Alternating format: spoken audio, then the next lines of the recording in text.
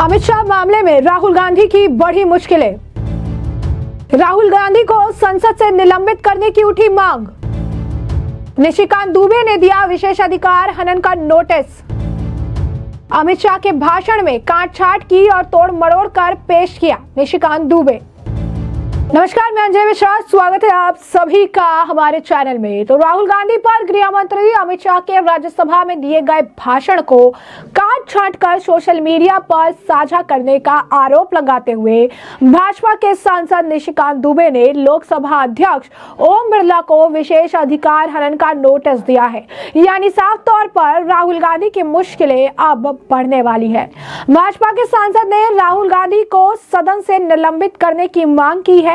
ओम बिरला को भेजे पत्र में निशिकांत दुबे ने आरोप लगाया है कि राहुल गांधी ने अमित शाह के भाषण के संपादित वीडियो को साझा करके राजनीतिक दिवालियापन का एक और सबूत दिया है।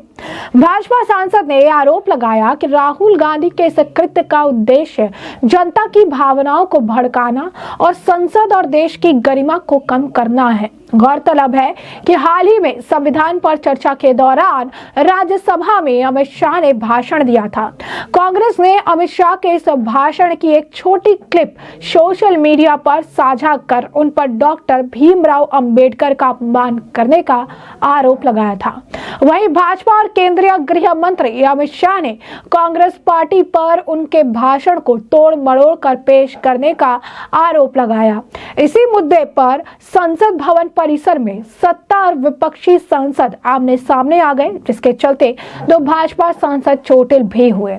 इस मामले में एफआईआर भी दर्ज हुई है। निशिकांत दुबे ने यह भी आरोप लगाया कि राहुल गांधी ने संसद में दिए गए अमित शाह के भाषण में चतुराई से काट-छांट की और बयान को तोड़ मरोड़ कर पेश किया। इसका उद्देश्य संसद की गरिमा को कम करना और अमित शाह को बदनाम करना था।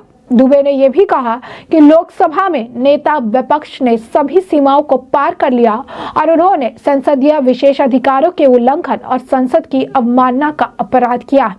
भाजपा सांसद ने लोकसभा अध्यक्ष राहुल गांधी के खिलाफ सख्त कार्रवाई की मांग की और विशेषाधिकार समिति की जांच तक उन्हें संसद से निलंबित करने की मांग की। भाजपा सांसद ने आरोप लगाया कि राहुल गांधी जॉर्ज सोरस को खुश करने के लिए संसदीय कदाचार करते रहते हैं। उन्होंने दावा किया कि यह महज संयोग नहीं है कि संसद सत्र से ठीक पहले सरकार या वैधानिक निकायों को निशाना बनाने के लिए मनगढ़ंत लेख प्रकाशित किए जाते हैं और कांग्रेस नेता उसका इस्तेमाल महत्वपूर्ण संस्थानों को बदनाम करने के लिए करते हैं।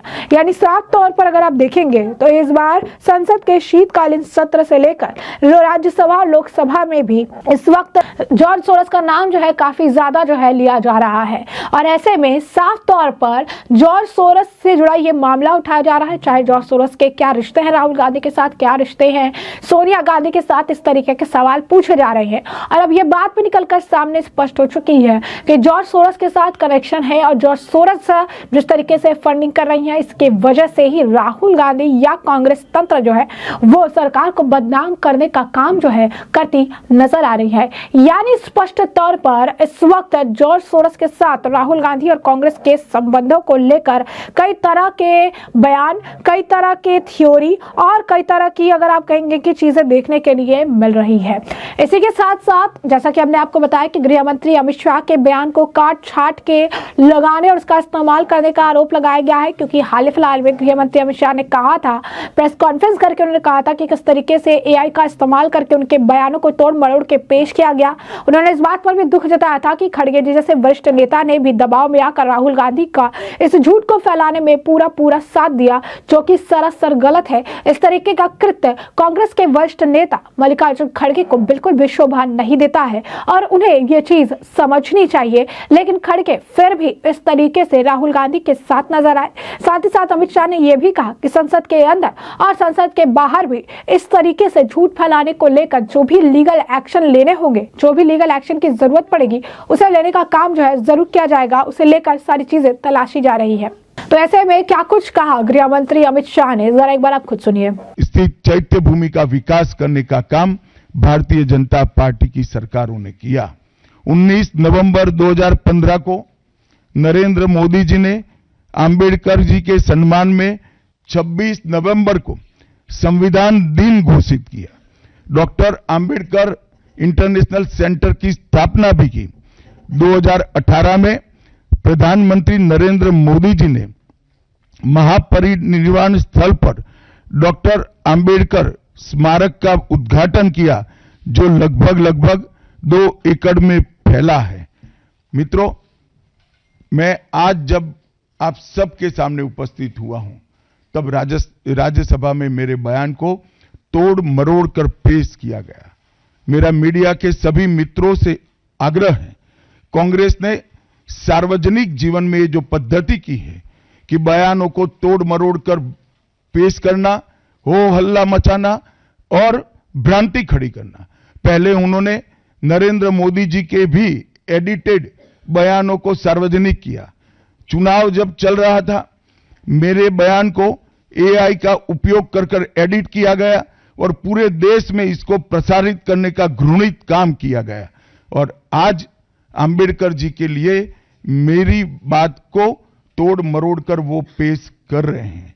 मैं स्पष्टता के साथ कहना चाहता हूं, मीडिया को विनती भी करना चाहता हूं कि मेरा पूरा बयान जनता के सामने रखिए।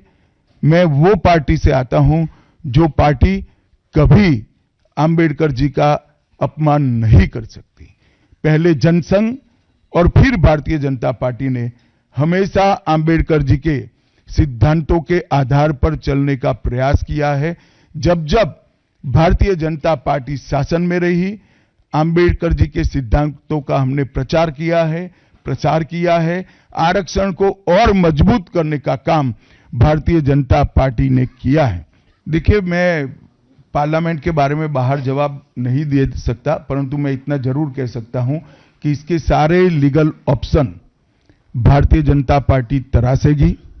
पार्लियामेंट के अंदर और पार्लियामेंट के बाहर क्या लीगल एक्शन हो सकते हैं, वो सारी संभावनाओं को तराशकर भारतीय जनता पार्टी निर्णय करेगी। तो जैसा कि आपने सुना कि अमित शाह यहां पर बयान देते नजर आए। उन्होंने बताया कि किस तरीके से एआई का इस्तेमाल करके उनके बयानों को काट छाट किया गया। उन्होंने ये भी कहा था कि वो जिस पार्टी से आते हैं वो कभी भी बाबा साहब अंबेडकर का अपमान नहीं कर सकते हैं, कभी इसके बारे में सोच भी नहीं सकते हैं। ये तो कांग्रेस है जिन्होंने इस पूरे मामले को घुमा के फिरा के अपने हिसाब से उपयोग करने का काम किया है, क्योंकि बीजेपी कभी भी इस तरीके से बाबा साहब भीमराव अंबेडकर का अपमान न कर सकती है और ना ही इसके बारे में सोच सकती है।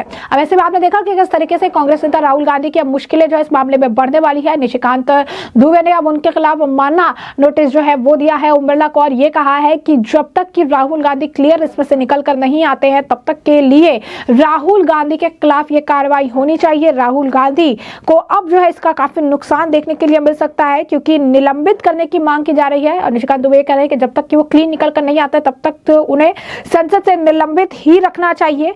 अब निशिकांत दुबे ने विशेष अधिकार हनन का नोटिस दे दिया है। अब ये देखना होगा कि इस नोटिस पर ओम बिरला द्वारा क्या कुछ कार्रवाई की जाती है, जिससे कि अब आपको रखेंगे अपडेटेड। फिलहाल के लिए हमने आपको जो पूरा मामला है विस्तार से बताया है कि ये पूरा मामला क्या है, और इस मामले पर अब आपकी भी जो राय हो हमें कमेंट सेक्शन में कमेंट करके जरूर से जरूर साझा करिएगा। धन्यवाद।